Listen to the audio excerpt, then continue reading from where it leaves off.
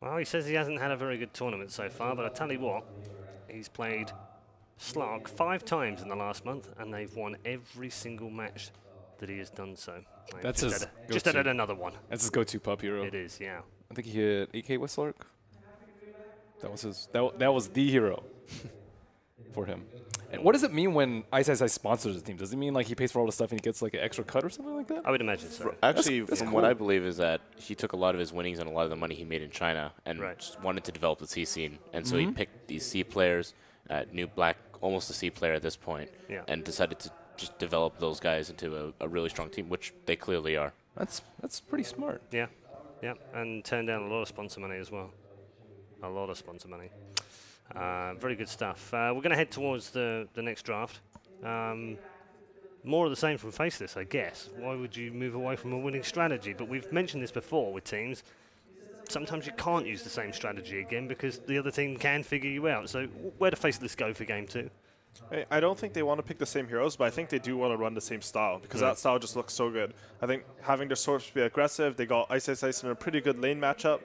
These are all things that Faceless want to do in order to win this next match. Yeah, and TNC, Ben, where do they go? You know, they've got it in the back of their mind now. We can't beat these guys. Like, how can we beat them? And we came up with a plan, and that didn't work. So what is it, plan B now? More early game, firstly. I think their mid-game team fight is generally stronger, and Faceless like they struggle, I think, in mid to late game team fights compared to teams like TNC. So draft more early game. I also think like the first pick Nyx may not work out so well for them. We talk about Slark and Lifestealer being the primary 2 counters. They didn't ban either of them. They didn't really have solutions for either of those heroes.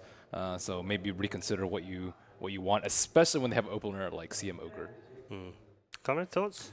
They didn't ban the Earth Spirit. I think Tim's plays that hero really, really well, and he gives them a lot of options, especially if they open with it. Yeah, he's had some really good games on that one as well. Not too far away from our draft, but I'll tell you what we'll do in the meantime, while we're waiting for all of the players to join the lobby. Why don't we take our first opportunity to check in with our social media questions. We haven't had any questions just yet today. The first one is this. How important is it to have a tower-hitting hero in this patch? Curtis? I think having a tower-hitting hero is basically a requirement at this point. Specifically, I think you should maybe expand from tower hitting to like also things that do damage to BKB and can get objectives like Roshan. And generally those are always physical damage. But for example, I don't want people to pick 4 magical heroes and then have a Jakiro and be like, yeah, I have a tower hitter. We're good. I think it's essential. What's wrong with you? Why'd you have to pick on my hero? Oh, sorry. I mean, the only hero you can do that with is Pugna. Yes, well saved, well saved. I mean, it's been said, Ben, that you need that good range mix, and we've seen some compositions which haven't had anything like good objective kind of heroes, and it hasn't worked, has it, in this patch? It seems like the meta now does revolve around needing something of everything. Yes. I think the original point of the question still stands that you do need a tower hitter. And it depends on game to game because sometimes Juggernaut's a really good tower hitter. Sometimes he was terrible. I remember the game yesterday. It's like, Juggernaut cannot hit towers this game Yeah, that's at a really all. good point. And it changes drastically. And I guess there's going to be some stable ones like Sniper, I think, is like generally always pretty good at tower hitting. That's one that I think you can incorporate into most of your lineups. But yeah, sometimes Lifestealer is not a good tower hitter. And it just depends game to game. But you need one. High ground is really hard to break. Who would you put in there? Who would you put in your top 5 tower hitters? Top 5? To give I think people Shadow Fiend has to be there. Shadow Fiend Shadow definitely Fiend. has to be there. Terrorblade? Terrorblade is Terrorblade is a amazing. tower hitter. I think Lena's actually there. There's one distinction I want to make. There are some heroes who are really good at tier 1s, some heroes are really good at tier 2s, and some heroes are really good at high ground. So for example, Leicester is really good at high ground. He's decent at tier 1s with just armlet, but he's absolutely like garbage at tier 2s. Right. And it's just because of how the item progression works. When you go high ground, you have Desolator and AC and you can play off the rage. On your tier 2s, you might not have Desolator. Even if you do have Desolator, the tower will wear you down because your team doesn't have enough sustain for you. So you have to make that distinction. Generally, you're going to want to take the tier 1s to open up the map. Tier 2s are more of like closing out the enemy and breaking bases, win the game. Good stuff. Keep the questions coming. We'll, of course, dip into them as we go through the day. Our draft is imminent for game number 2. And if you're just joining us, Faceless lead by a game to 0. A first game in the bag, lasting just 25 minutes and 23 seconds. Make that the third fastest game of the Kiev major so far. A 25-9 scoreline. It really didn't really matter in the end. It was a dominant display from Team Faceless as they took on TNC. Game 2 draft is underway. TNC have first pick again. I wonder if that means Faceless took. Do you know who had choice first game? I'm Not I sure. don't know. Well, it means someone took second pick, right? Yeah. So I guess these teams have played each other so much. I guess. Actually, I don't know, because only one of them took second pick. I mean, they clearly developed their own meta here. I mean, maybe this is a mind games thing. Maybe this is just a comfort pick. You know. I honestly feel like Faceless took with second pick. Yeah, I think they like TNC won the toss. I don't know if there's a toss by seed actually. I feel like I should know that, but whatever. I mean, don't know in matches the key either. thing is that, yeah, maybe I think you're right. Faceless is kind of one of those teams that I think are going to really think about that last pick and use that to counter. And they like to do more trickier stuff, especially at the end. I think more than that, it's they're afraid of TNC getting the last pick. Because TNC has played really well around that last pick, in my opinion. Yeah. I'm looking here, though, but it seems like Faceless is always taking second pick when they can in this tournament. So I think maybe they just think second pick's better right now. I think the matchup's more important for Jabs than for Cuckoo too. Yeah. Yeah. Because Cuckoo, I think, is a better team fighter, and Jabs needs those hero-dependent matchups. Well, and they always come out with those surprises. You know, that's how the Broodmother came out. That's how the Tiny and the Bristleback came out as well. Those heroes, you know, you don't get to pick that as your second to last pick, you know. The Magnus has gone through this time, though. That was second ban from TNC last time round. This time round, they've decided to get rid of the Ogre. Magnus has lost a lot this tournament. I guess we saw Bulbas yesterday, but aside from that, there's still been just a lot of losses I see from Magnus. Not exactly sure why. I didn't think the nerfs were that big. I mean, it just depends on playstyle, depends on, you know, how you play. Do you have a really solid Magnus player? Some teams... Faceless? Yes. Yeah, I mean, Faceless does, so for sure, but like there's some teams that aren't playing it throughout this tournament. He's not too bad, though. He's 9-9, which, I mean, he's lost a lot compared to DAC, right? Where he seemed to be the dominant force, but say something like Ember Spirit, which is under 30% and picked more. So, CM openings are they're always what I call open drafts. Yep. You have the first pick, you know that the two heroes on Faceless, they generally want to be good against the only hero they see. But if you're good against the CM, what are you really accomplishing? So that's why I've always liked CM as the first pick. Yep, TNC took it away from Faceless, who picked it first. And they banned out the Ogre. And they Yeah. banned out the Ogre. I wouldn't want stop to deal them with that having the support. two. Yeah, I mean, after seeing the performance last game, that's a scary support. That was brutal. Yep, so Faceless get neither of their supports from the previous game. And instead, they'll go Tree.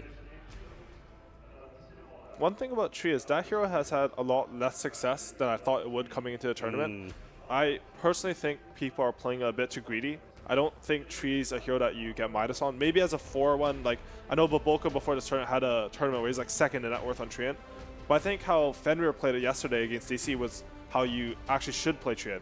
What he did was he created this early pressure, and he followed it up with a blink, and the blink got him like 4 kills. They continued to keep up that pressure, and you just have this, like, I feel like people don't understand Treant's first skill. Like, you blink and you bash them with it. It's a 2.2 second stun. And then you walk around. You don't hit them again because you're waiting for your Q to reset. When your bash ends, you ult them, and you bash them again. And it's like, it's 8 seconds of disable, and it's so stupid to play against. So I like the blink purchase on that hero. Yeah, it's one of those things where I really changed my thoughts on that hero. We talked about it a lot before this tournament, and just seeing it snowball like that, that seems like the more efficient way to play it, especially in this current meta, especially with these top teams. I haven't seen a huge amount of Witch Doctor in this. They picked it up both times they had Tree. All right. That's a pretty classic combo. I don't think you can ever go aggro into a Tree and Witch Doctor. I think it's pretty much impossible.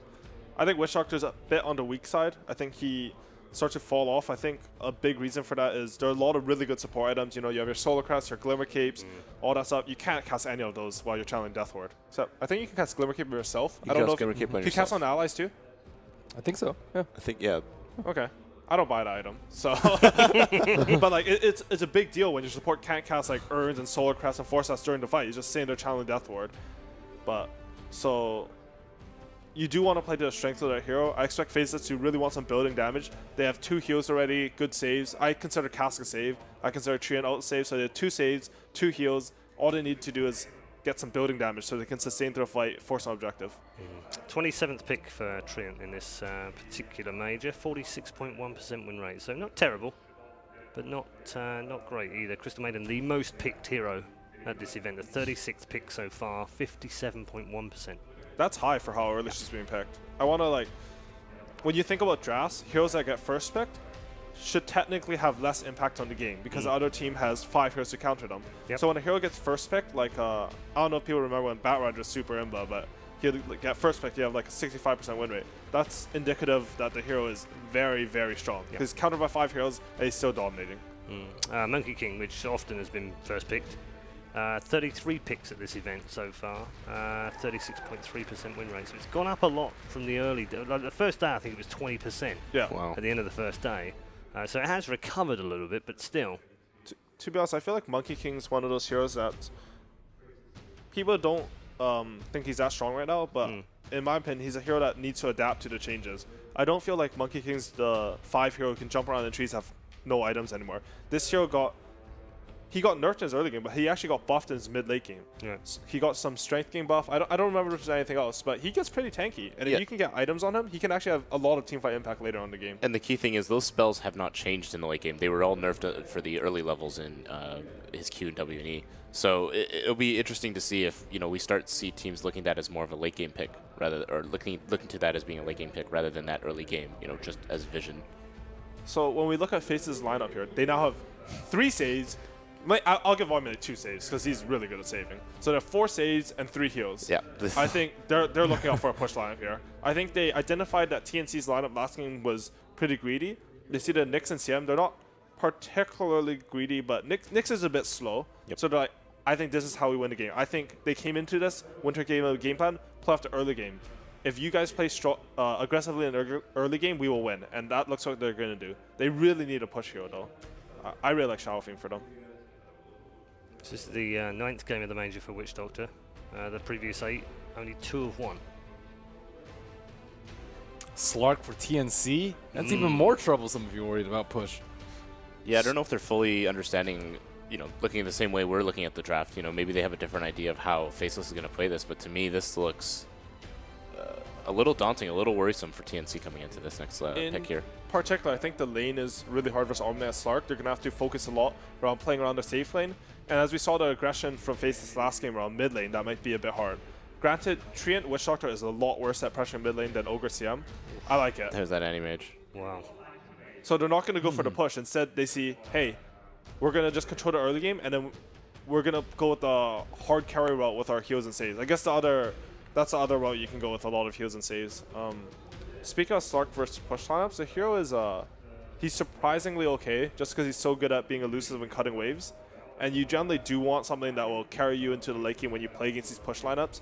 You can defend all their pushes, but if they're fine just keeping your 5 heroes there, you're not going to feel good defending them. I'm a little surprised he's turned back for AM. It's a black anti-mage, man. Yeah, It is. He's only played it once in the last month, by the way, but when he did, he killed everything. Yeah. That's a good pick for Sam H. Axe is generally a bit hard versus Omnite just because the Pure Down Shield comes out, but I've seen that guy's Axe do work. And it's one of the... They needed a hero that they could sort of combine with one other hero to pick off the anti-mage. When you're playing a hard carry that split pushes, generally, if the enemy needs 3 heroes to kill you, you'll not lose the game because it's very easy to scale to 3 heroes. It's a lot harder to scale to 2 hero combinations. Your vision and pressure on our lanes. Yeah, it ends up coming down to the 2 last mid picks here again. So, just Faceless getting that matchup that they want. I'm curious how Axe is planning to enter the lane. I think he has to jungle, but there's a Treant on the enemy team, and his supports aren't that strong. I don't think you can go to lane against a Witch Doctor as Axe. It's just, that hero's just too good at lane. I mean, maybe you try and end up, soaking farm with one of the supports, probably the Nyx, and then just let the Axe initially start jungle and then maybe come back later on. Yeah, that sounds like a decent plan, because then at least the Nyx is putting pressure, the Treant won't feel as comfortable. But the one thing is, like, Witch Doctor can solo zone both Nyx and Axe, so Yeah. it's a bit iffy. Like, the one thing, if you say anything about Witch Doctor, is he's extremely strong at maybe like levels 1 to 4. Mm-hmm. They can't really go aggro either. Slark's like one of the worst aggro laners in the game if the enemy lane's stronger. He's really good at like these 2v1s, 3v1s, where you can like play off this pounce, but he does no damage, he has no armor. And Axe is a terrible matchup versus Omni anyway, so they don't want to do that. Yeah. So I think TNC bans out the Ember because they don't want Faceless to have something that sort of enables the Switch Locked and Omni to cast their spells. Omni needs someone to go in. Ember's a really good hero when you can run into your opponent. If you don't have to run away on that hero will do insane amounts of damage. And Do you not think the Ember was good for TNC? I wouldn't want to play Slark Ember Cores versus Anti-Mage. I think Okay. it's very waiting to lose the game. I think TNC needs something to push though. I don't think they can win late game versus Anti-Mage Omni Knight. They have nothing. They have an Axe Call through BKB, but the Blade Mill gets completely countered by Guardian Angel.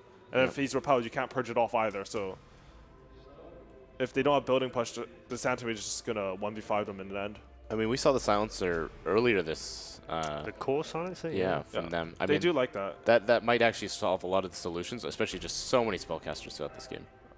I think if they run Silencer, they're looking at to just losing that to Anti-Mage. Yeah. He's really bad versus Repel, though. I think they probably need a hero that's good versus Repel. I think maybe hitting a Shadow Fiend timing could be good. I think the Slark pick makes it very awkward to want to do some timing push though, so I'm not too sure. Wow. And that's actually a hero that's traditionally countered Anti-Mage. I think we saw Weehaw play a lot of it. Was it Frankfurt where it was played versus Anti-Mage? Last year? Yeah. I think Frankfurt was when Anti-Mage and Windrunner were popular. Yeah. And in that scenario, Windrunner is one of the heroes that can solo kill Anti-Mage. The Treant Armor will sort of make it in favor of Anti-Mage surviving, but all you have to do is add one more hero and Anti-Mage is dead.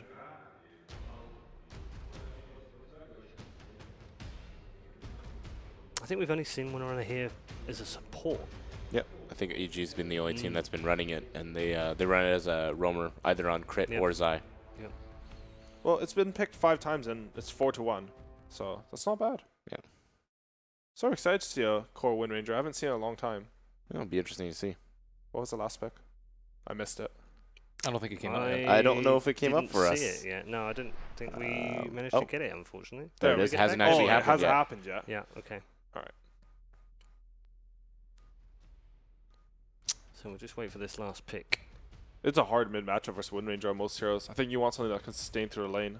Something Or is that's- comfortable with losing the lane. I mean, Yeah, or just throw it away. I think there's actually a good option. You're against CM Wind Ranger. You just want a hero that has kill potential on Wind Ranger. He has 2 nukes, so you can kill her. Yep. And you're not worried if you lose a lane. The worst is if you pick a hero that needs to win your lane and you lose it. That's last game, right, with the TA.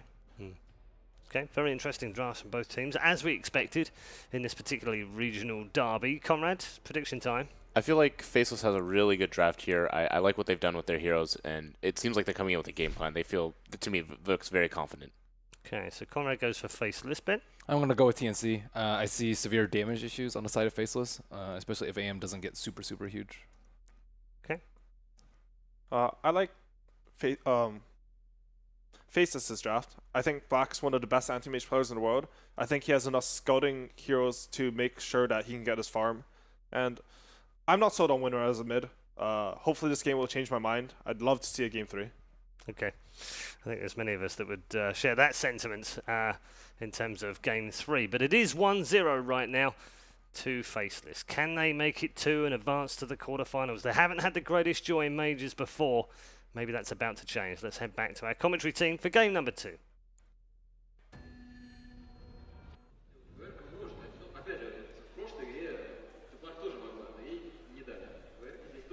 Thank you very much, Paul. Indeed, we are here live in Kiev, ready for Game 2 now. TNC versus Faceless. I'm ODPixel. I'll be joined once again, of course, by Cinderin.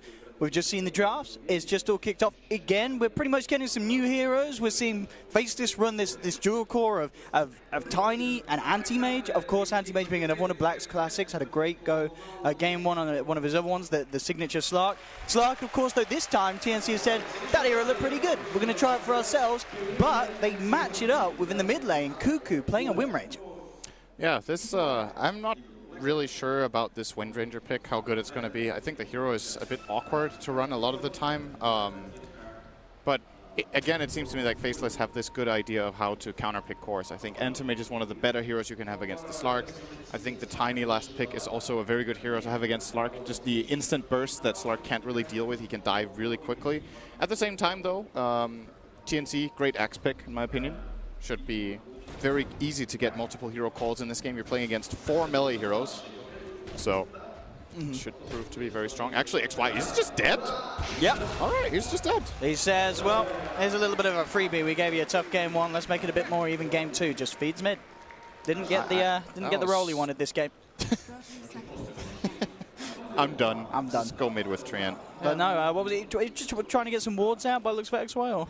Yeah, he already got one. Oh, he already got the ward out. He's just placed making it. his way. I think he didn't skill yet. He didn't skill Nature's Skies, so maybe wants to hold the skill point for Leech Seed for the laning stage, and obviously doesn't have that option if he does go for the Nature's Skies just to get that movement in there. And the real question to me is, why was he actually even there? I don't know what benefit there was. He does have a sentry. He might have wanted to try to counter ward mid, but never dropped it there. I don't know either case. That's a little bit of a head start here for TNC, who will be running support Nyx Assassin this time for Tims. He's blocking up very nicely here in mid together with Cuckoo, so I think they will have lane advantage as far as the initial positioning goes. And I think as well, Cuckoo should have a much easier experience than mid lane. He's now on a hero that is very hard to gank for a start, and even harder when you consider the supports of Faceless are a Trian and an Omni. Two people that are going to have trouble closing the gap and have a difficulty dealing with the wind run. And when you're running Anti-Mage against Axe, this Witch Doctor kind of has to stay up top. You can't. It's difficult for him to leave AM alone for extended periods of time. Jabs trading mid. This is pretty even overall as an exchange, but I think Cuckoo will happily take that knowing that he got the first blood, so he has a bit of an economy advantage. Oh, missed the power shot though. Maybe broken the flask there from Jabs. Doesn't happen. Are you a little surprised the Jabs didn't take the full-out poor mans to the lane, or is it stout enough against the Wind Ranger at this stage? The tricky thing is, when you go for the full poor man, you actually need to get a lot of CS before you can get your bottle. Yeah, okay, so you want the bot lace out for kill potential on the squishy Wind I think Ranger. if he would have gone for poor man now, he would still have had to use his flask. Bottom lane. But he would be a lot far away. Really nice scope being made, and it will be successful to bring down Ice. A lot of control, of course, between these three, between the Pounce, the Impale, and the Frostbite. So if they manage to catch that Omni, especially at this stage where he was still level 1, leveled the Purification first, so no sort of repel to help him get away from that. Obviously it's going to get harder once he picks up a few levels, but a great time for TNC to try and abuse the Omni's level 1 weakness. Absolutely, and at the same time, top lane, Faceless will be zoning out Sam H very nicely. Axe is not as good as he used to be, let's put it that way.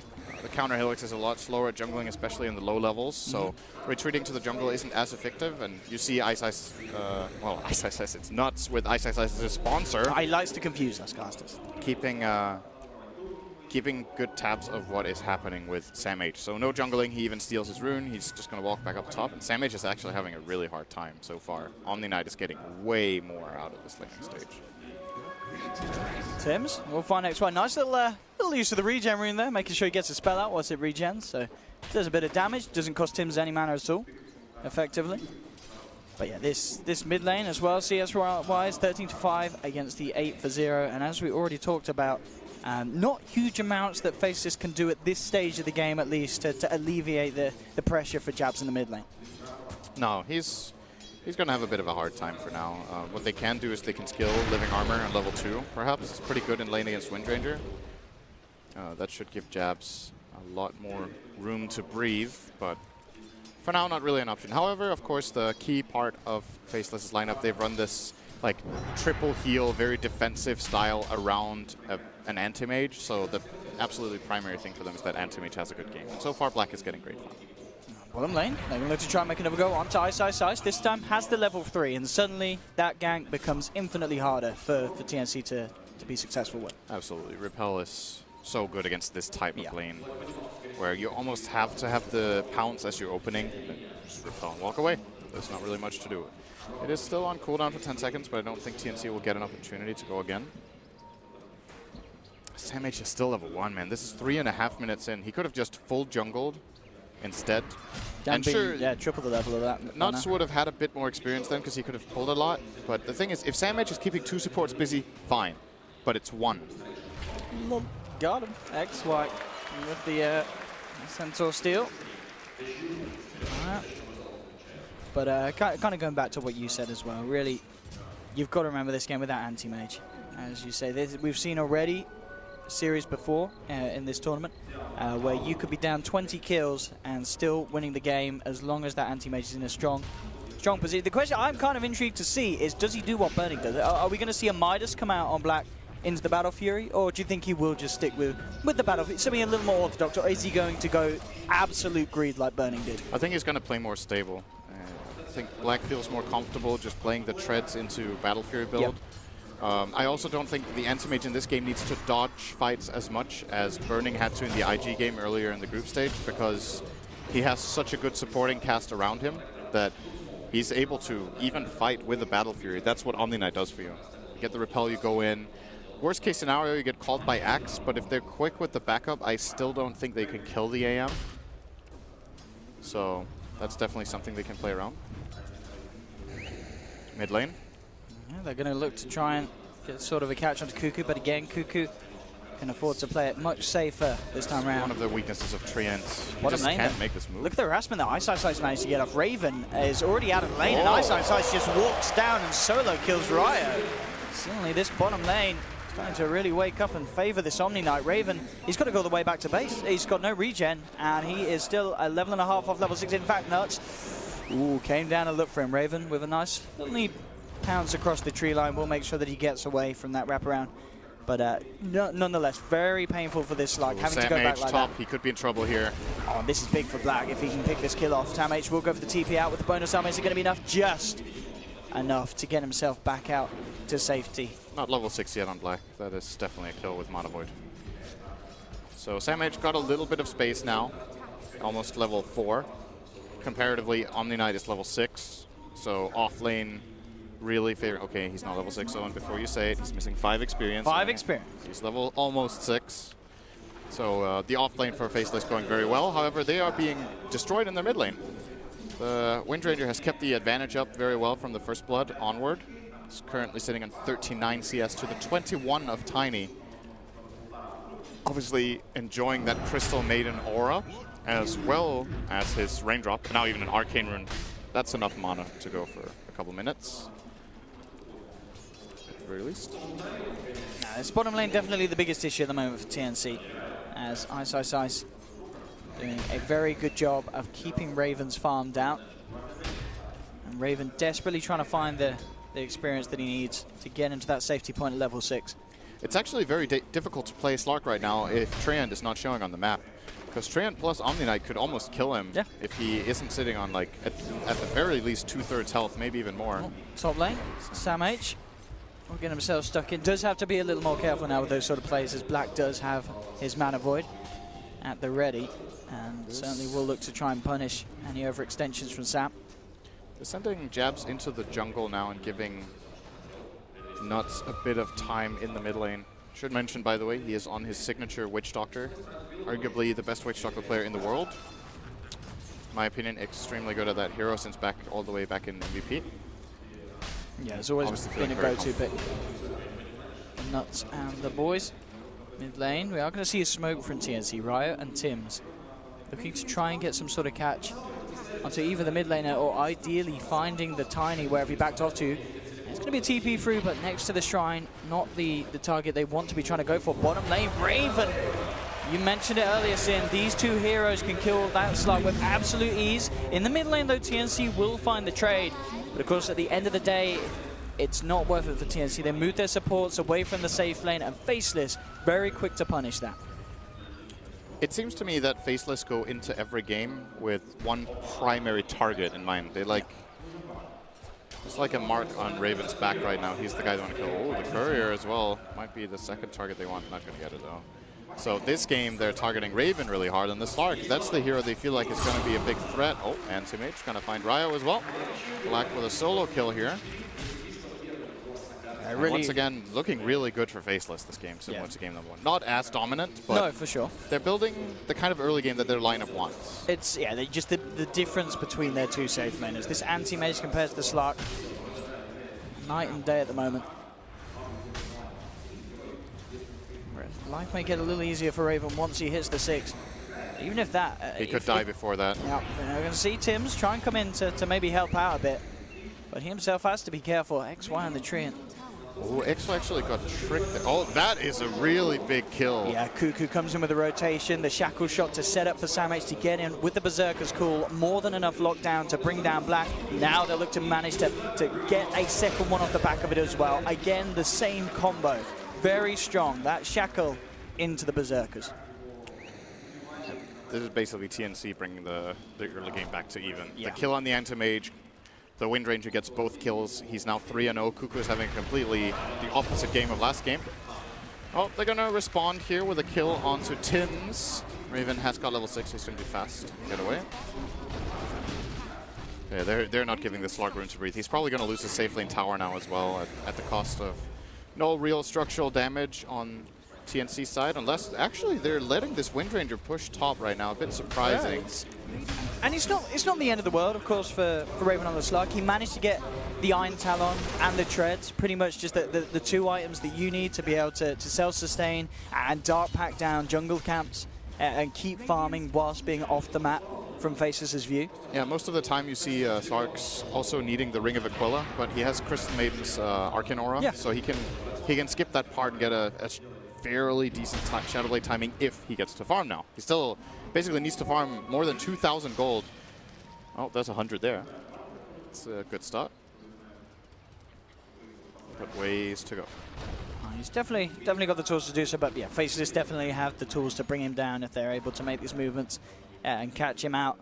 As we've seen Faceless getting some control of the Radiant jungle, already the vision down around the Shrine Point. Let's see what TNC's next bit of a play is going to be. Ryo has picked up a smoke, coming over to maybe join Sam-H for some sort of a movement. They're looking towards the top lane, but Faceless do have quite a fair few numbers up here. Black, Nuts, and Ice joining together. And as soon as they take that tier 1 bottom, just moving on for the next objective and looking to shut down TNC's map even further. This Omni Knight is massive right now. He should not be underestimated. But because of these great plays top from TNC, they actually completely brought Sam-H back into the game. These 2 assists he got on the Wind Ranger kills. Actually, he got one of the kills himself. He's now level 8 with a Blink Dagger, yeah, minute 11.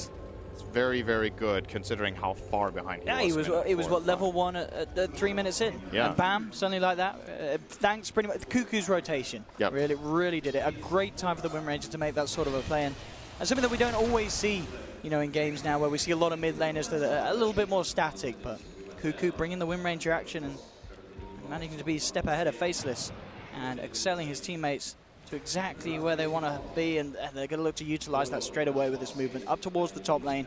They want to catch Black off guard with this Blink Axe.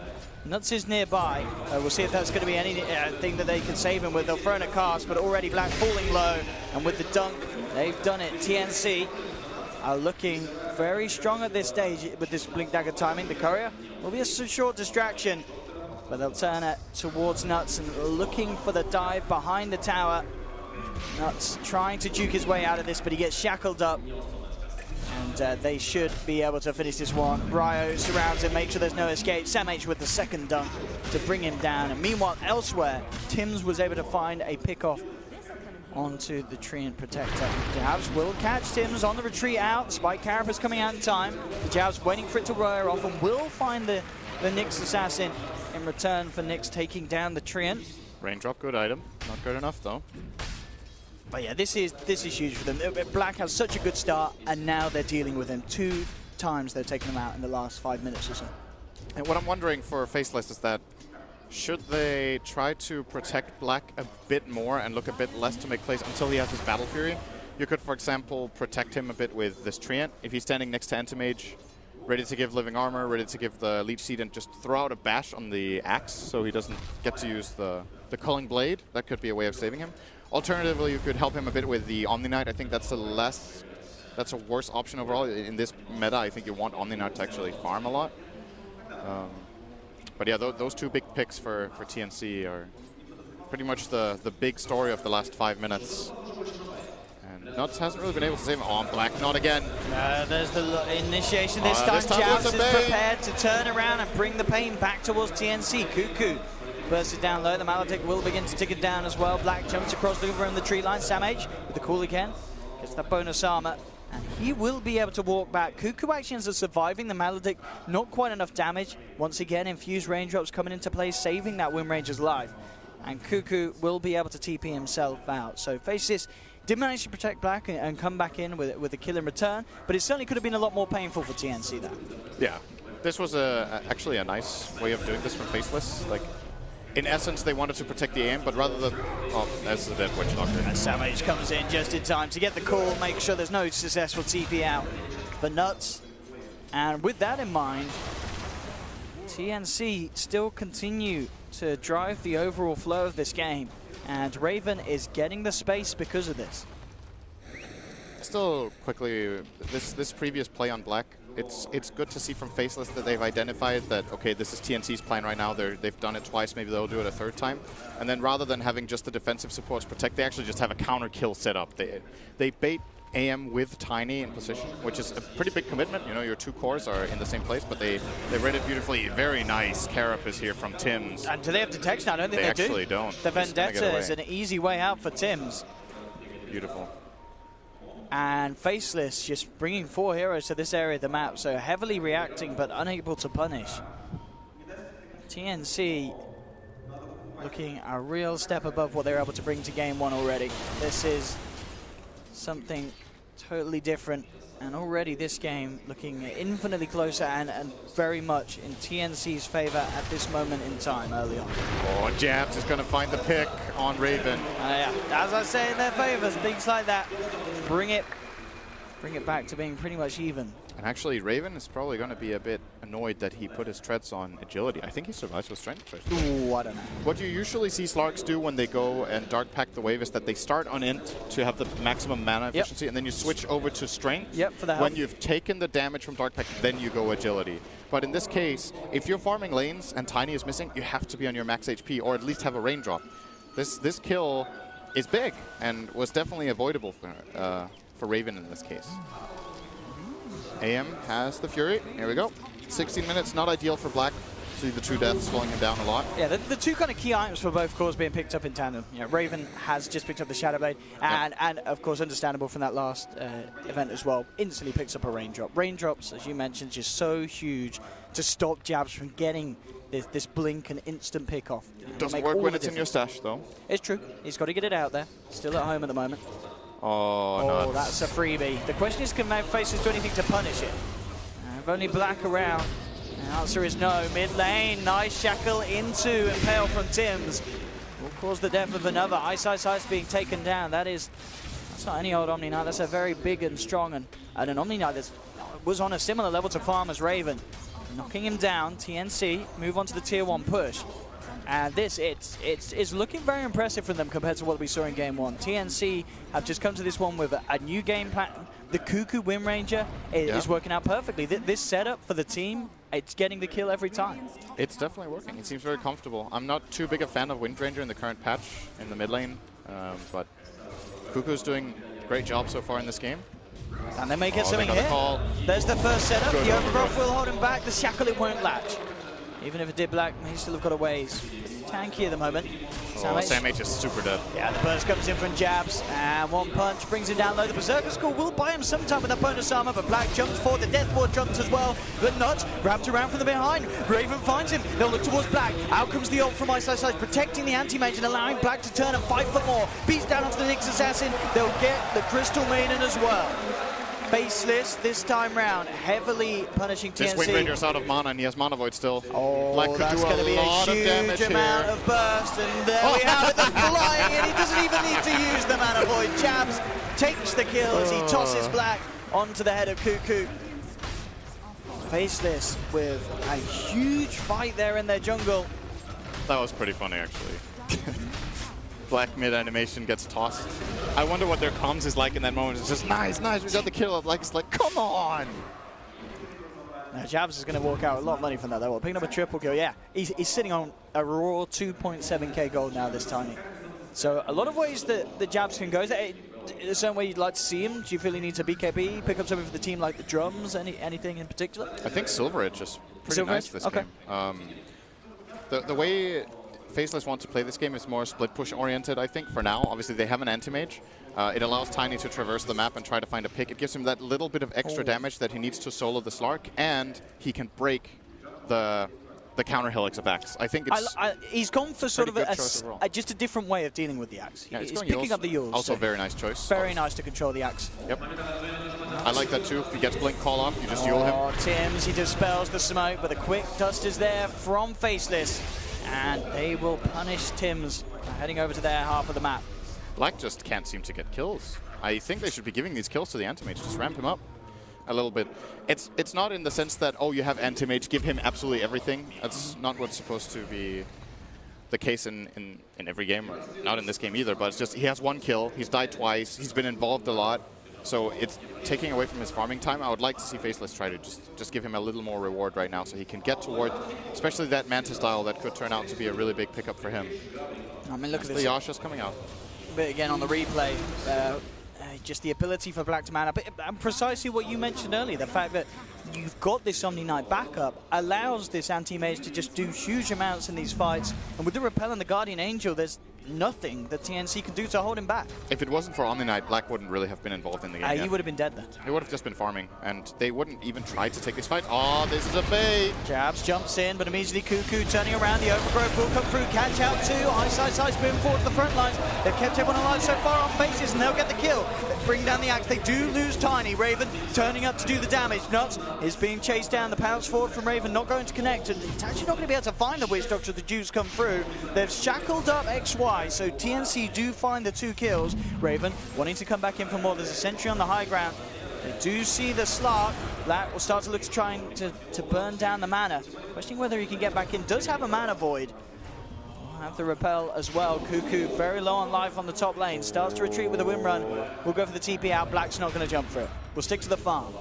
So TNC do get the 2 kills and are able to bring down Jabs as well. A man that's worth quite a bit, I'd imagine, after the streak of such. And indeed, yeah, Tim's 700 gold for him for getting that one. So a nice chunk of money for the Nyx Assassin for that. Absolutely, that's his Midas. Yeah, that's pretty huge. Hang. Hang. Hang what? Hang. That's a bit grim. Hang. As the audience, beautiful boys and girls, chilling, enjoying some SEA dotes at the moment here in Kiev. And a very high octane match as well. So anyway, I like this play from TNC that the way they managed to turn around this jump on Axe, very quick reaction. And, you know, if they would have executed this slightly differently, then I think Faceless could have actually won this fight, but they end up getting the draw here. Tiny got off a good Yules, but there wasn't enough protection for him afterwards, immediately after. He didn't dodge the Culling Blade with the Yules. He tried to, but Culling Blade actually whiffed. He didn't have enough damage, and he did get the Yules off. If Omni Knight is slightly quicker there in Black just jump forward into this. Oh, Can they punish this damage? Gets the call here with the golems in the neighborhood. There's the stun control from Tims, and they'll punish that. Black. Very unfortunate for him there. Blinking forwards to farm, and TNC were in the right position at the right time. Got distracted by the hang. By the hang. It's powerful mental mechanics being utilized here. TNC. Echo Saber complete for Raven as well. He continues to hit the item timings that he was hoping to this game, 22 minutes in. If he is allowed to, if he's not controlled for like the first mid lane, they're going to go again. Samage keeps finding the openings. They are going to look to try and turn Rio with the freezing field, but immediately the stun comes out for the Overgrowth. The Death Ward for Nuts will secure Faceless. Both of the kills there in the middle lane. Perfect cast. Mass TP is coming through. Cuckoo already on the retreat. The DGen Aura is slowing him down. They've got no way to cancel the TP though. This is a very big play though for Ice. Saving this tower when they have living armor. It was very close to dropping, like down to 10%, and they're going to bring it up to full more than likely. There's no real lane pressure coming out for TNC in the next few minutes, so this tower should be doing just fine. Is this the build? I mean, this is a little interesting here from the Tiny. Going full out on the Burst. Yules into Dagon. Do you like this on a core Tiny? Sometimes. Not really a fan of it, in particular in this game. I mean, I guess you're heavily relying on Black to just be the the physical DPS late game hard carry for the team. Oh, that's not really the problem with it. And he does have the Omni Knight to back him up. Maybe that's what he's relying on. But it becomes a bit tricky for your lineup if everyone wants Omni Knight's help and everyone wants Treant's help, because they can't help everyone at the same time. Maybe the idea with this is that he can burst the Slark solo. That's just what he's aiming for. My job in the game is to kill Slark, and if I manage to do that, we will win the fights. If that's the idea, it's a pretty good idea. Okay. Similarly, against Axe, he can probably blow him up as well. So on the last fight, when he got the combo out, did a lot of damage to him. I'm not the biggest fan of this, but it's one of those high-risk, high-reward kind of builds. Yeah, if you get that one kill because of it, yep, instantly becomes worth it. Absolutely. If he finds the right targets. At the same time, though, it's pretty useless if you get jumped and the enemy team takes advantage of you. In that sense, there's other more hybrid items that he could have gone for, more flexible builds, like Force Staff could have been a choice of his. The Shadow Blade I mentioned earlier. Yeah, there were other items that were a possibility, but wants to go for the burst. Oh, Tims will scout out here. He's actually on top of a sentry, so gets pinged out here by Nuts. But nothing is gonna happen. Mid lane, Jabs TPing across to farm. TNC themselves not wanting to fight at this moment in time as Raven heads towards the bottom, continue to look for farm. Cuckoo himself pretty much has the Aghanim Scepter, so those two crucial items for Cuckoo as well are complete and will make all the difference. If he is able to get a good shackle, he'll certainly be able to bring one of the members of Faceless down very low with those two. I imagine we'll see Diffusal Blade as his next item. He can consider a Blink Dagger as well, but they probably want a way to be able to utilize the Focus Fire, and Omni Knight is a big issue for Wind Ranger. Getting rid of that GA. It's such a bad matchup, I feel, for Wind Ranger. I guess it goes both ways, right? Like, if you get an amazing Shackle Shot on the Omni Knight, you can kill him during the stun and maybe latch him to someone else. But if you don't, Repel and Guardian Angel counters Windrunner very nicely. And also can't Shackle on the Repel target, obviously. Makes it harder to position yourself. You get less opportunities and options in the fight. So Diffusal, I think, would be a nice choice somewhere down the line at least, since right now they actually have no GA counters. And I don't think Slark wants to buy a Diffusal just yet, at least. We'll see. Continues to maintain that spot at the top of the board, of course, on his anti-mage, level 15 Manta style, complete as well. Top lane, towards the Nyx Assassin. Jabs coming across as well with a combo. It's going to be enough to do it. Spike Caravans go for the TP out, but again, the power of the Yule Scepter. Seeing exactly why Jabs picks it up, and not only to disengage, but also to make sure that they can get successful kills without those TP outs occurring. TNC are trying to trade whatever they can on the opposite side of the map. Faceless are not going to let them get this tower. Just TP in the Omni Knight. Hello. And more than likely going to start living armoring that tower up. The top tower is full health already. And it will indeed be rebuilt. So how much is it this living armor heals on level 4? So 15 times 16, what's that? That's 240, right? What? 240. Every living armor heals 240, I think. 16 times 16. It is, yeah. It's 240. Yep. 160 plus 8. So he needs to cast it just a few times to bring a tower back up to full. TNC with a big play here.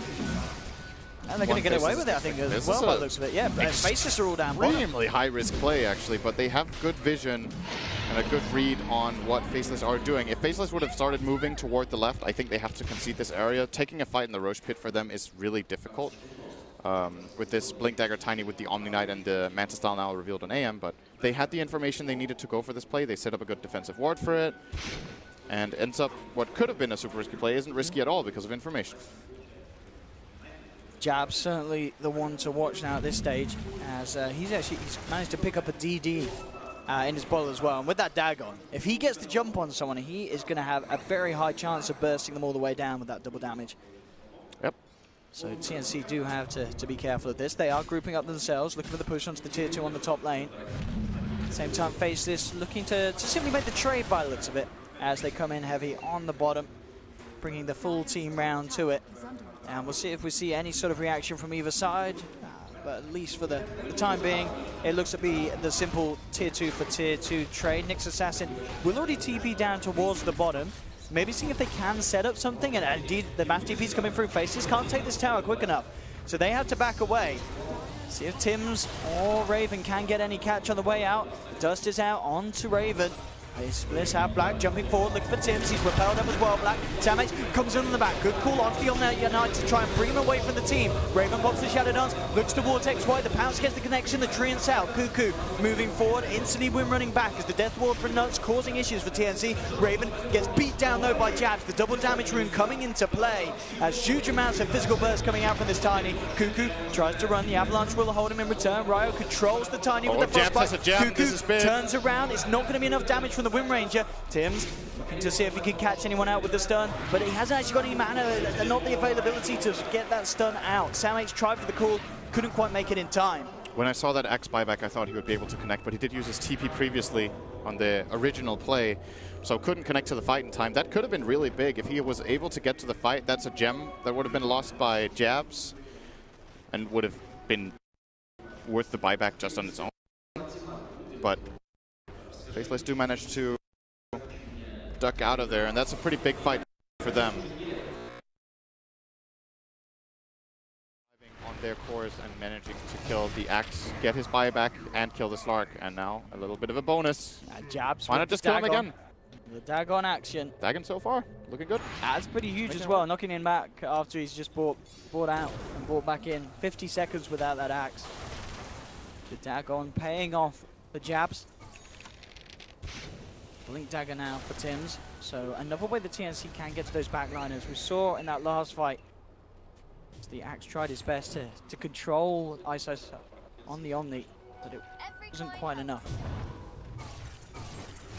Certainly a little bit of a wake-up call for TNC that last fight. Down on the bottom, Black getting himself a healthy lead from Raven's Slark. Nice. Has some good stuff coming out. There's going to be Guardian Greaves, and he is currently has a... Black just... No, he didn't get out. Gets sandwiched here by 4 heroes. I don't know if that's a sandwich or not. Just gets... Oh, okay.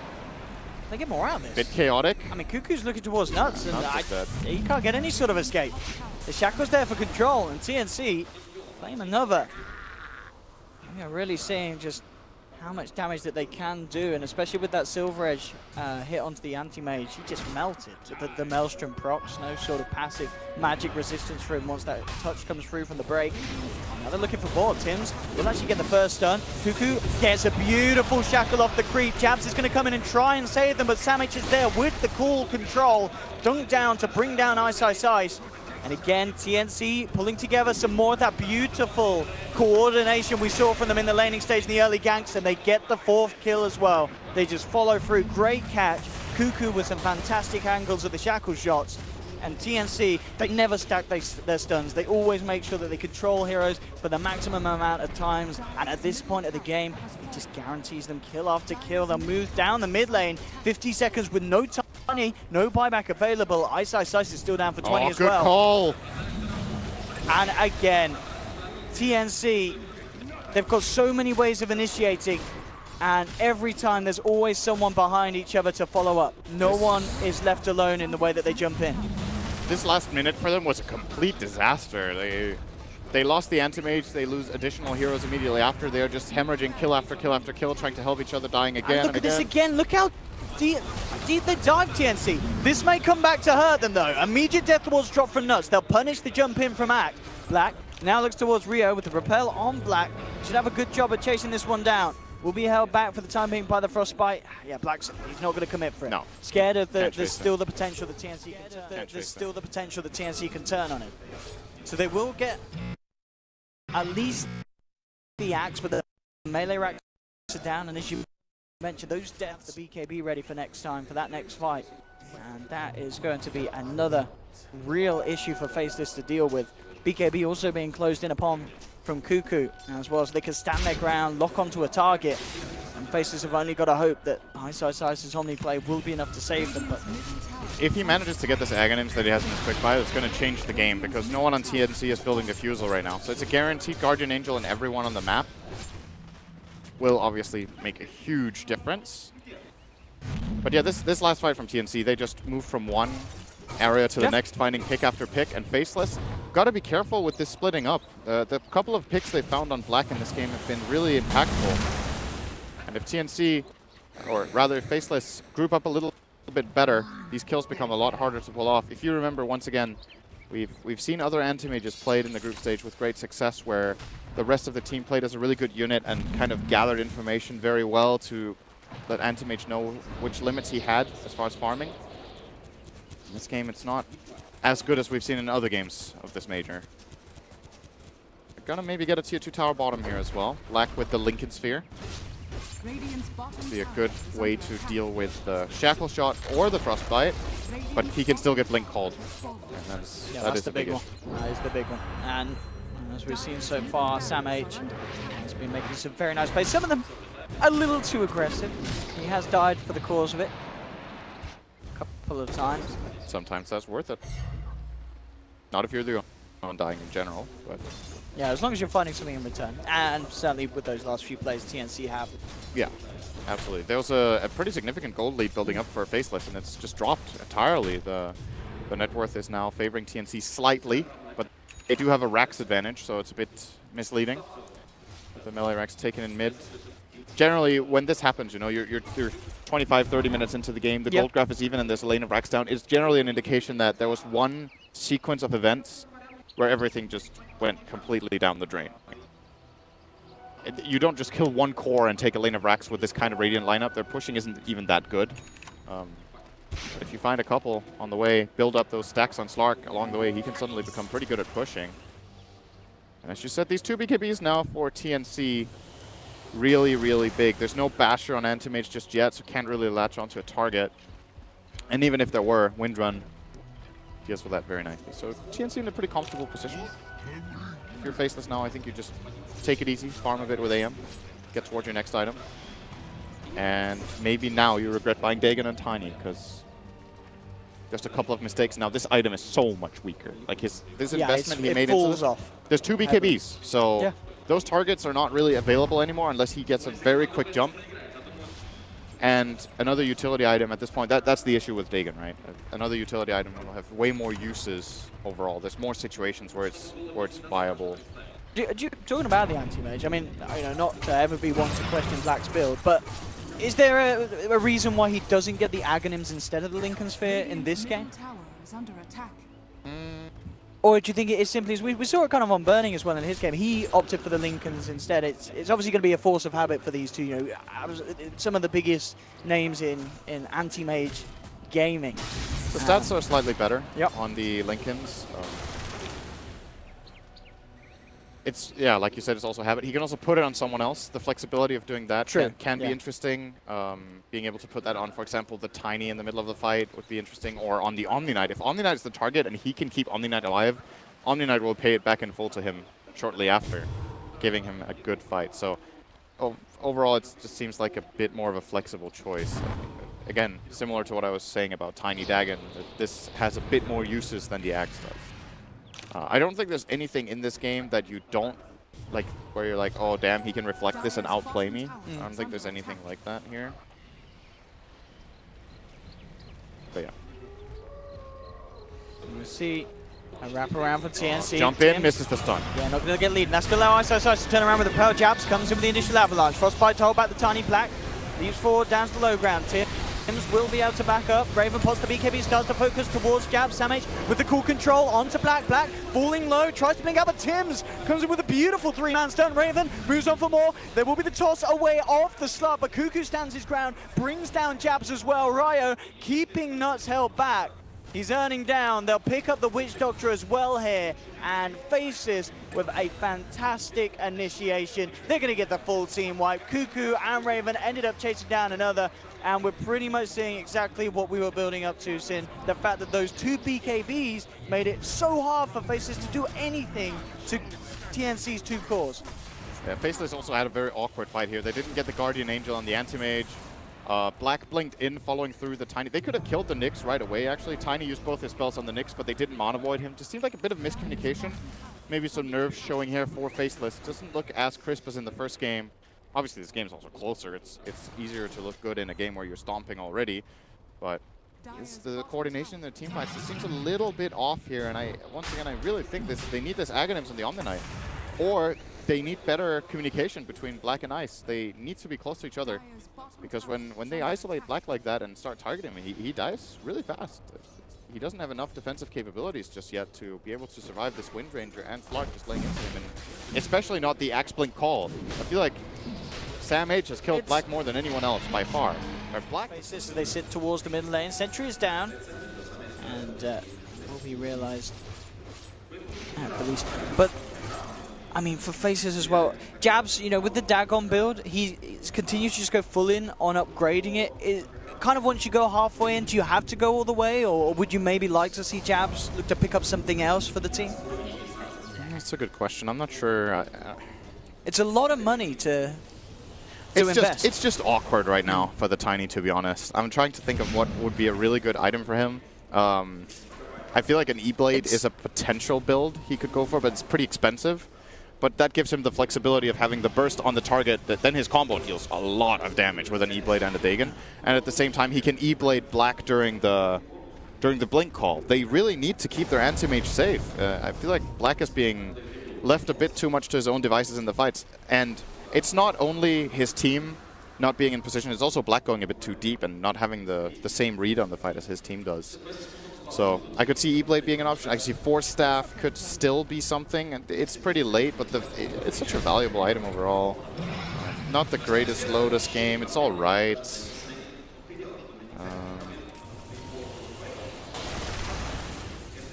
TNC down towards the bottom. Cuckoo completed beyond it. Level 23 as well. They still don't have any defusals against this Omni. They just don't care. And the last few fights there, as we've seen, just being able to play around it, bring him down before he can get off the ultimate, or at the least just pull him apart for the team. That's going to be a little harder once the axe is complete, but it's still 1,500 or so, well, a little bit more, 1,600, 1,700 away for Ice Ice Eyes. As they may have to try their best at this high ground defense. TNC looking to smoke up and get into the prime position. And maybe even wrap him through the middle lane and try and enter the base. Black coming forward. Cuckoo, can he get the opening stun? That's the question. He doesn't need to. Sam H is going to be the one to initiate. Can the rest of Faceless save Black? Black will get the chance to put the Manta Star. Jab jumped in the backline with the shackle from Cuckoo. Grabs Jabs. Jabs is down and down. The Tiny's dead for 88 seconds. They've lost Sam H. They need to do their best to hit Faceless. They're one massive man down. The stun comes through to XY. Raven survives, gets out just in the nick of time with the Silver Edge, and he may be ready to go back in. Two down on Faceless. Cuckoo jumps forward again with a focus fire, and this Maelstrom ripping nuts to pieces. Faceless forced back. XY will buy back in. Cuckoo just doing so much damage. Jabs was just a free kill on the side of that fight. And Sam H may have lost his life, but again, it's his plays that just kick off these fights that are definitely going TNC's way, and Let's Faceless can do something big to turn. They'll look towards Cuckoo, but again, the wind runs so strong against Faceless' lineup. No way that they can hit through it. And TNC, they do not want to stop the pressure that they've already started to build up against Faceless with this fight. 16 stacks at the moment on the Essence shift for the Raven Slark. Black trying to make it go on to Cuckoo, but again, the win run forcing Black to just sit there in the moment. And again, with the change stuns, Ice Ice Eyes cannot throw enough in to save him. Black's down for 90 seconds. Raven picks up XY once again. Double kill for the Slark. And GG is called. We'll be going to a game 3 as TNC stepped up their play massively here in this game 2. The Cuckoo Wind Ranger being pretty much a stroke of genius from draft to execution. He moved around the map perfectly. Sam H with the suicidal initiations paid off at the end of the day. And just a very different TNC to what we saw in game 1. To execution. Both a very different TNC and a very different Faceless. This was a completely different game. Yeah, this time around, Faceless don't dominate the laning stage as hard, and it seems they don't get into this explosive mid game that they did the last time. As mentioned earlier, it's obviously easier if you're owning already to keep it up, but Faceless seemed a little bit lost in the mid game how to play their lineup. They have the catch of mainly the Tiny in their draft who wants to go around and look for kills, but the moment there's just like 1 or 2 mistakes, the game slowed down a lot for them. And at the end of the day, I'm looking at this game and I see a Treant that ends the game with a Midas. He never got to his second item. I don't really like it on Treant. I don't think it's a good choice, personally. If you're playing this Treant and you want to go this Tranquils build, you know, he bought this Midas and he wanted to use it to buy a Blink. Yes. The Midas costs the same as the Blink. So, well, 200 less. So he, instead of going for this Midas and basically delaying his impact in the fight where he could have had amazing overgrowths with the Blink Dagger, he delays it so long that it doesn't even become a part of the game. And who knows what he could have done in this game with a Blink Dagger 10 minutes, 15 minutes earlier. Could have made a big difference. It's obviously only one thing to highlight out of many. More than anything, it's not item choices, just bad positioning and team cohesion that gave TNC all of those openings.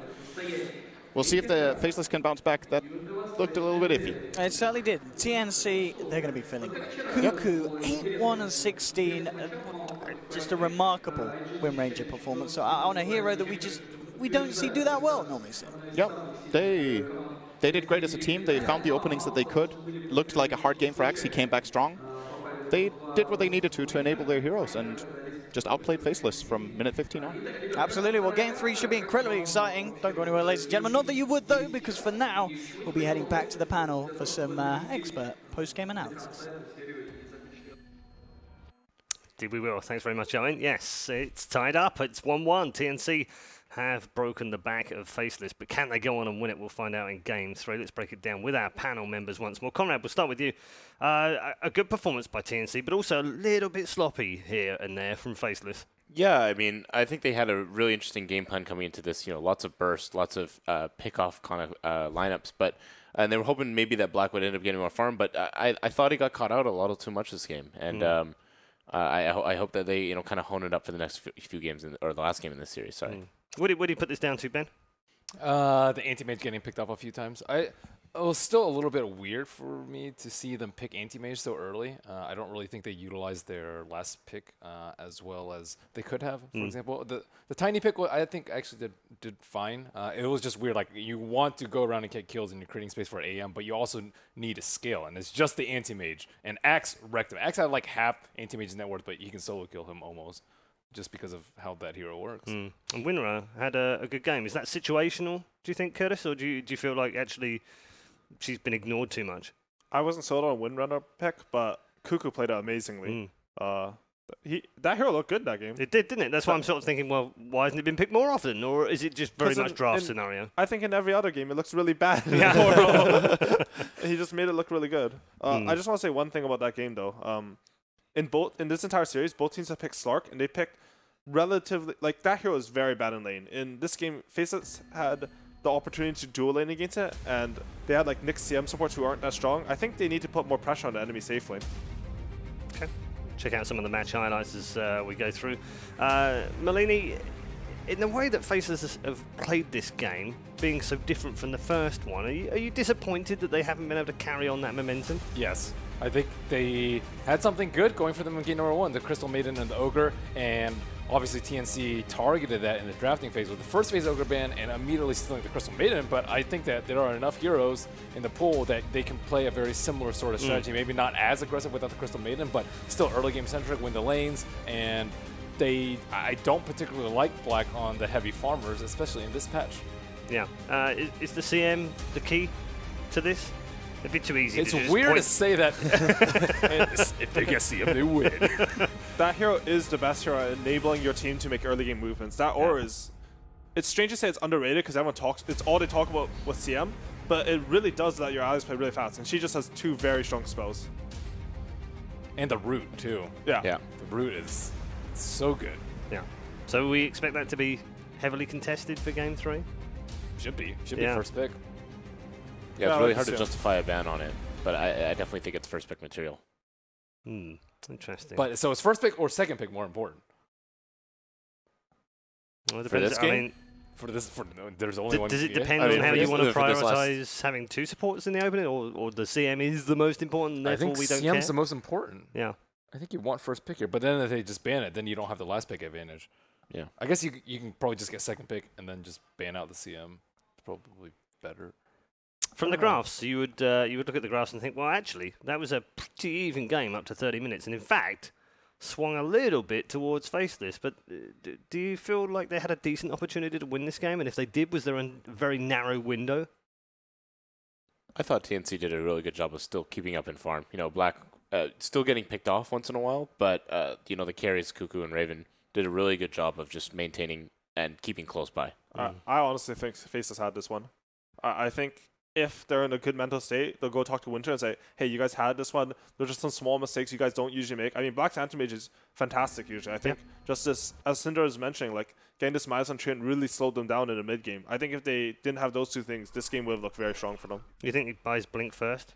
I think Treant, if he's having a good early game, should always go Tranquil Boots into Blink. I really dislike this Midas build. I think there's no point to it. After seeing Fenrir's game yesterday, I'm completely sold on that same build. You have a 75% uptime stun. That's probably the best pick-off setup hero in the game, and you're buying an item that makes it completely irrelevant. Okay, MVP. I guess in the running is the Cuckoo Windrunner, isn't it? Cuckoo. And the Axe played really strong, but I think Cuckoo. I mean, if you own on a hero like Windrunner mid, you have to be MVP. Like you have to play. It's not like I'm saying the hero's bad, but you just have to play that perfectly in order for the hero to work. I think from a mid position. Yeah, Cuckoo MVP. Is it situational though, Curtis? Is it because a lot of people look at that and just go, "Wow, Windrunner's awesome. We should totally pick Windrunner in our pubs now." But is it a bit of draft? Is it the way Cuckoo played it? Is it a little bit of luck? What is it? I think it's a lot based on your opponent's lineup. We saw in Faceless' draft, they did have the hard stun in the Treant route, but he didn't go Blink, so we can count that as not a hard stun. If you're not against any hard stuns and you have sort of like an anti-mage that you can solo, a hard carry that needs to farm a lot, then Windrunner as a core can have very high impact. That hero sort of suffers when, to be honest, she's very squishy. She can get stunned and just die. Her escape mech is subpar compared to other heroes. I thought it was cool how they picked it up, though. That's a hero that I didn't even consider at all. Really. Yeah, me neither. And they pulled it out last pick. It gives them building damage, too, which I really liked. We were talking about some Shadow Fiend, but honestly, Windrunner was the better pick for them here. Very excellent choice. We haven't seen it as a core really recently. I mean, for me, all I can think of is Crit and Zai playing it on EG, and they're the only ones playing that hero right now. Misery plays it, too. Oh, really? Interesting. Yeah, Misery plays support, Windranger. Support Windranger has been a thing that every support's wanted to play for a long time. It's just a really fun hero. It's good to see it starting to work in this tournament. But not as a core until now. It would seem. We'll look ahead to draft number 3. Did you expect it to get this far after such a dominant performance from Faces in game 1? Yeah, I think TNC's they're used. Firstly, they're used to playing against Faceless, so they're like, okay, this strat doesn't work. You know, yeah, their series matchup hasn't been that good for them, but TNC, I don't know, they're not really big chokers, I think. I mean, we saw them be really strong in the group stage, and I think that's a very good indicator of how a team's playing right now.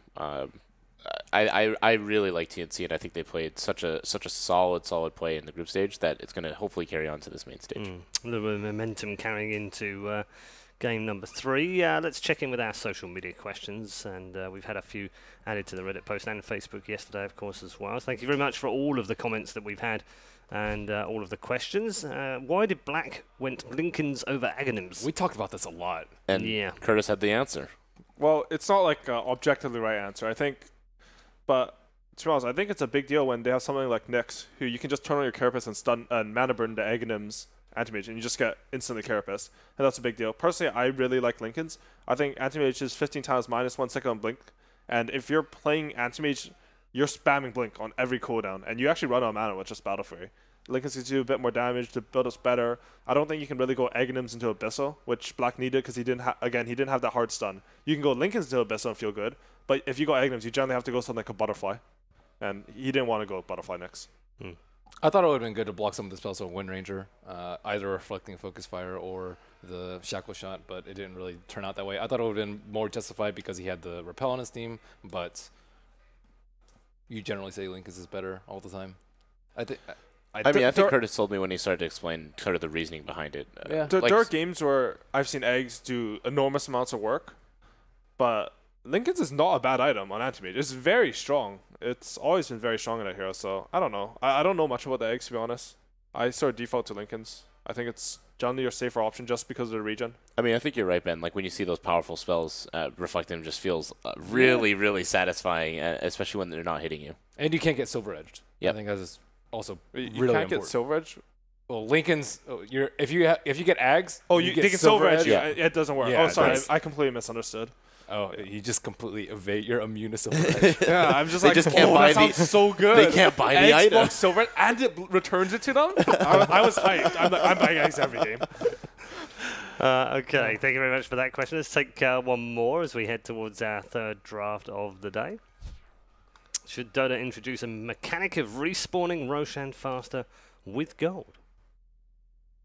That sounds weird, but not. It's that like a new weird. idea, though, right? I've never heard of this idea before. I've heard like Yeah. upgrading your keeps, freaking building towers, so stupid stuff like that. Gold for everyone. I think. It's kind of. I think it would have How to. would? Could both teams do it? I think it would have to tell the other team that's being done faster too, right? What if it's like highest bidder? Oh, interesting. So the way I understood Highest it, bidder, like Yeah, it's like no, we don't want it faster. We're gonna pay 1,000 gold. the way I understood it was that it was based on how much gold was earned throughout the game. So how many creeps were killed and that sort of stuff, like net worth. But that also, keeping track of that in the middle of the game could be almost impossible. that sounds weird too, because it's like Yeah. late game. Roshan spawning every 1 minute. Yeah. Yeah. Well, it probably scales with time or something. Like it's not like a flat number, like percentage. Every 30 I'd be seconds. more interested if Nirosh! you could pay to respawn a Roshan.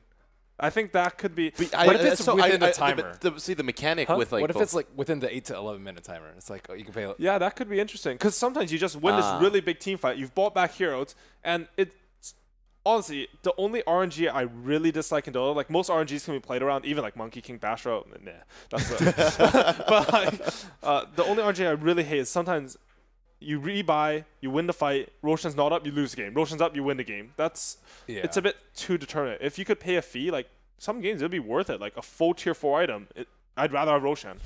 So that's pretty cool actually. I like that idea. That's a pricey price to pay though. Well, I maybe guess not. it's better than losing, but Looking at like an sometimes- 8k buy for getting Roshan to spawn? Maybe not 8K, but like, I said to you, I was like, oh no. I will Okay. say that in some games, Roshan is the most determining factor Right. by far. There have been like I don't know how many games of Dota, but I'm gonna say a lot of them have been decided by Aegis alone. Okay, very interesting question. That one got them chatting. Crowds are just returning to their chairs, assuming the players will be back in the lobby if they're not already there very shortly as well. Good to see an active crowd as well. We saw the Secret Shop very busy yesterday. It's also Navi shirts. Navi chance. There were Navi chants and Navi shirts in the audience yesterday. Massively popular, of course, in the region. And we do have one more question as well in our social media bank. So let's take that last one. What's the max age at which players can get into the pro scene? I've personally never thought there's an age limit on esports. I don't think so either. I mean, you can make the argument for lack of mechanics or, as you get older, things are starting to fade. But if you're somebody who's trying and attempting to become a top player, I think you can go really far no matter what age you are. I think especially in a game like Dota, like your reaction speed is I've never seen as a determinant factor in how good a player is. I've seen like, someone like S4 who does have amazing reaction speed, by the way. But the thing that stands out about him to me is how smart he is about the game, how he plays, his movements, stuff like that. It's not like, oh, this guy's 0.01 seconds faster at clicking, so he's a better Dota player. Yep. I think what usually happens is like people can't dedicate as much time to it. I mean, like just recently, I'm sure we've all had to do our taxes. Worst thing in the world, by the way. Don't know why it exists. I mean, there's a good reason why taxes exist. If there's an argument for anarchy, that's it. Like not having to do your taxes. So I think it's just a matter of dedication. How much time you can put into it. How much of your social life are you willing to sacrifice? How much of like family time are you willing to sacrifice? That's always been the issue before, isn't it? In the sense that we had a lot of players retire sometimes at 22, 23, 24, and you just think, what? Why would you retire? Well, most of it was because of real life coming along. Because they had to do their taxes. And having to do taxes. But it was also because there wasn't as much money involved in esports. They weren't able to make it a full-time job, so it was something they did while they were at uni, finished off uni, and then suddenly they've got to go and make money, or they've got a family or friends or whatever. That's a really good point. And then they had to stop. I mean, we have goals in life, right? Everyone. Yeah. And That's why I quit Dota. I couldn't sustain a living. Even though I was really good in Dota 1, I couldn't pay the bills because I was past 18, 19, But that's 20. changed now, isn't it? Yeah, For the it majority has, of pro which is players, great. which means we're still finding out when the right time to retire is and when the latest age you can be really good at. I mean, Burning's 28, Nuts is 28, Fenrir's 28. These guys are still playing at the top end of Dota too. And there are players elsewhere. I mean, Taz in CSGO is over 30, for instance. And most people and think he's still winning big tournaments. Most people think of CSGO as more of a reaction than anything. And VP has been at... They're very inconsistent, but they've been they're very still a dominant top 4 before. team in the world. They're right? easily So, a top team. Yeah. Surely there's a high upper bound, though. You can't be like 75. You just forget spells. I mean, guys, what was it I was supposed to cast? Yeah. Where's my mouse again? Yeah. What does Q do? I mean, there must, I mean, at some point. But I mean, I'm 45, right? I still play video games a lot. I play at them at a relatively high level, not pro level, but relatively good level. I think I felt like mid-30s, I felt like I was slower. I reacted slower. But I think you get smarter as you get older as well, right? So in game, does that translate? Do some of these older players, like Fenrir, for instance, become a bit smarter in game? Maybe his reactions aren't as super sharp as they were when he was 17 or 18, but he's got so much smarter that actually it makes up for it. I think smarter is sort of a weird word for it, but I definitely say you gain more experience, but more importantly, you get better at using your experience. Right. So I get that is smarter though, right?